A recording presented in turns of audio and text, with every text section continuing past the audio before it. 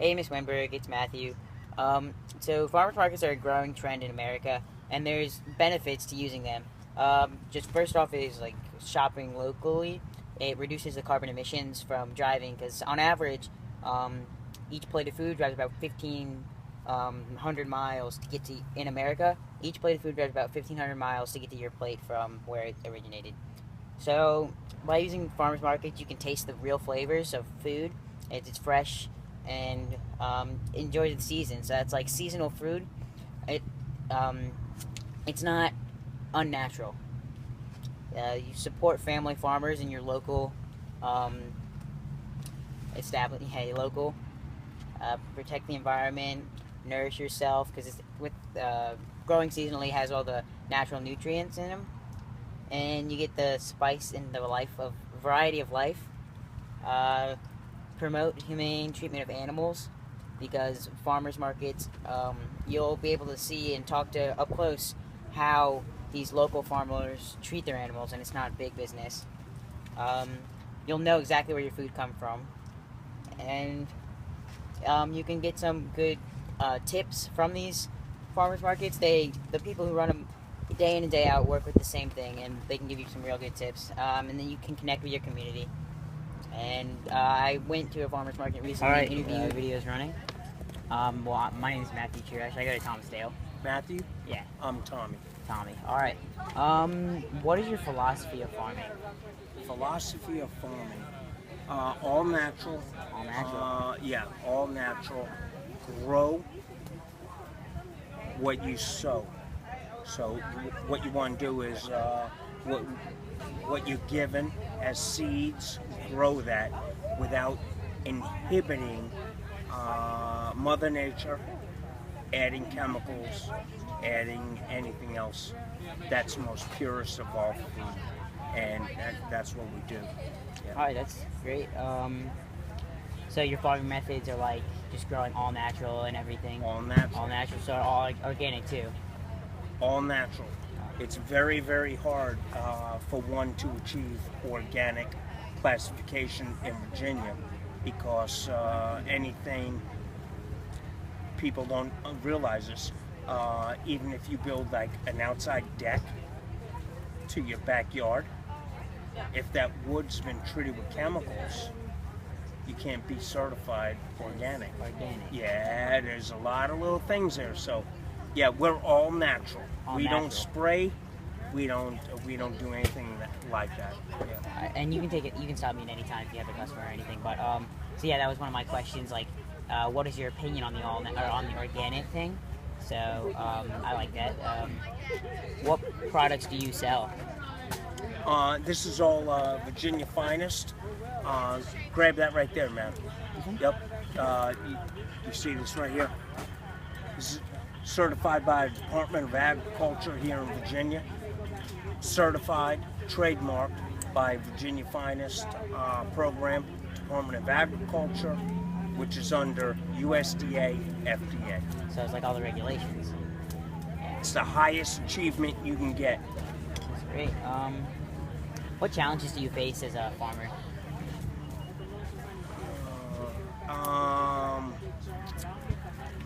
Imports. Everybody importing things from out of the country would be harmful to Virginia farmers. Yeah, it's very harmful from like overseas. That's harmful because of the pollution and the trucking is all like, so they want to station and keep it cheap, but then all the CO2 and everything. So local farming is much better, much it's more healthy. It's unregulated in certain things. So I mean, if you don't know, you'll see, as a young man, that growing up, all these big corporations are starting to downsize and shrink their labels because all the impurities, it's not good for you. It's not good for your body. So how often do pests become a problem when you use or how often do pests become a problem and do you use insecticides? No insecticides? None. Pests aren't a problem either? No. So you what do you grow? Tomatoes, garlic, peppers, onions. Yeah. So all stuff for the salsa. Oh yeah.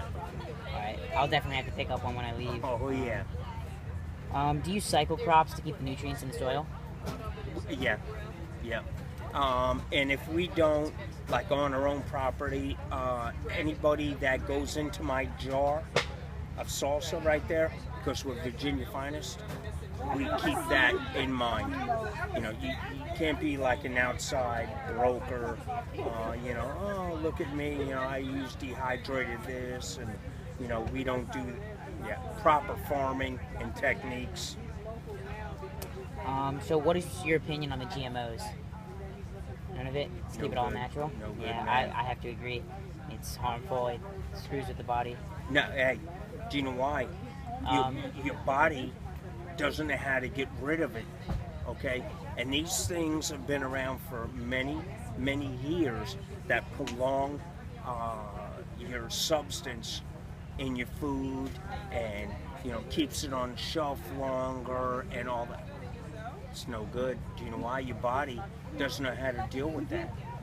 It's not natural. Yeah, it's not natural. There you go. So how many farmers markets do you visit, and which one's the most productive for you? Which one's your favorite? I do 8 farmers markets a week for the last 4 years. And let me think. I do a lot of, they're all productive. Each market's unique in its own different way. So do you take different products to each market, or do you stick with this all through the salsa? Yeah, it's all I feature is my salsa, and that's it. Yeah. It must be really great salsa. Yeah. So you say you grow all naturally and it's organically. Is water runoff and pollution, like the pollution from water runoff, because overusing of nutrients, a pressing issue for you as a farmer? Not on my property. We live out in Louisa, and everything out by us is all mineral and spring fed. All right, so you stick with the natural nutrients, so the runoff is less, and it's less harmful. Yeah, we keep I do testing every now and then, just to ensure that everything's right. Yeah, because using too much, then it runs off into the rivers and can harm and screw with the ecosystems of the rivers. So you try and keep it regular. That's great. Well, I thank you for your time. I don't want to take up all of it, but I right appreciate on, man. You're a good young man. Let me give you my you. card, man. Of course. All right, and then I want you to try my salsa. Of course. Yeah, I'll try. Matthew Cheers. I gotta do. Hi, I'm Lori. So what is your philosophy on farming and livestock farming? Well, we try to do everything naturally, so if it's on our farm, it has a purpose. So with our goats, we actually got the goats because we've got 10.5 acres of land, and they were going to eat the meadow, so we didn't have to, work that. And our girls were drinking so much milk, and we were a little concerned with the hormones that they're putting in the milk, so we went with the goats. And we have chickens. That was the first thing, because when we bought this foreclosure property on this farmland. And you can stop me anytime. Oh, okay. And if you have any questions, just please. Oh, no, I'm good. I think I've seen you. Do you work at the markets? Powhatan? Yeah. And Mannequin Market on Saturdays. Yep. I've seen you. Thank you. Okay. So we got the chickens first because we were having nightly tick checks, and so I'd like to be all natural. So I don't know if I'm really answering your question and what we do, but so like your farming methods are keeping it all natural. Keeping it natural. Yeah, that's important. So what products do you have? That we sell. We sell our cage-free farm eggs from our Very Happy Chickens, and I sell goat milk products. I have soaps, shaving soaps, goat milk lotions that I don't have to refrigerate anymore, and that's it from the animal standpoint. But I also make lip balms and body butters. Why do you not have to refrigerate them anymore? I'm actually using a preservative. Before I had to keep it in the refrigerator, which was kind of a hassle for my clients. Their bathroom probably wasn't on the same floor like mine is, so going down to the refrigerator to get their lotion out after their shower was kind of a drag. So I'm using Optifin, which is almost as natural as you can get. It's paraben and formaldehyde free. All right. So what challenges do you face as a farmer? What challenges? Oh, children that don't want to help out on the farm. We're always looking for a few extra hands. I know that my children will definitely appreciate it when they're older, but right now they don't. So like the biggest thing is just the workload's pretty high to keep up with the cattle and Well, not the cattle, but with the livestock. goats, yeah. I mean, there's always something. I mean, it's like you think that you're going to have an easy day, and then the animal will like go through the fence, or it's just something. So how often do like pests become a problem with the animals? Pests, Like, meaning like ticks and things yeah, like just that. like any kind of thing like bother the animals in any way. Well, we have predators that could attack our chickens, Yes. so we have to lock our chickens up at night. I know that in our neighborhood there have been sightings of bobcats, which I haven't seen personally, but I know that there's coyotes, foxes, and definitely possums and raccoons.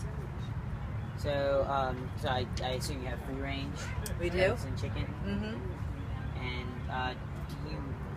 What is your opinion on the GMOs? I don't think we should have them at all. I think that people should be all natural. That's the way God made us. So, how many farmers markets do you visit a week, and what's your Great. favorite? And what was the How many farmers markets do you visit a week, and what's your favorite? Okay, so I visit 3. This is my first year doing this, and favorites, every single market is different, so I wouldn't be doing them if I didn't enjoy it. It's I'm waiting for Magnolia Green to open up in June. Is that a new one coming out? It is. It's 8 minutes from my home, so I'll be splitting my time with Magnolia Green and Mannequin Market on Saturdays. So, you grow. Are you considered an organic grower? I know it's really hard to meet the regulations of it. I think we are. We've had this property for 8 years, and we don't do anything that we wouldn't. It's all natural. So, I mean, I don't know what people did previous to us, but So, that's pretty much all the questions I have. Thank you. you're welcome. Thank you. Good luck on your report. Do you have goat milk? From my experience from traveling to the farmers markets and doing these 2 interviews, I've learned some of the real struggles it takes just to become a productive farmer. I mean, these people go to, one of them, 8 farmers markets a week just to maintain a living, and he still can be beat out by a big business any day. We need to support the local farmers, and it not only benefits ourselves, but also them. So, I mean, just from eating correctly, having the seasonal foods as they should, keeping the nutrients, and truly experiencing the flavors, but also just protecting the environment, keeping the food, instead of traveling 1,500 miles for a plate, traveling 10, 30, and you're knowing where your food comes from. All of these things make farmers markets such a great thing, and just shopping locally. So that's what I've taken away from this experience. Thank you, Ms. Winberg.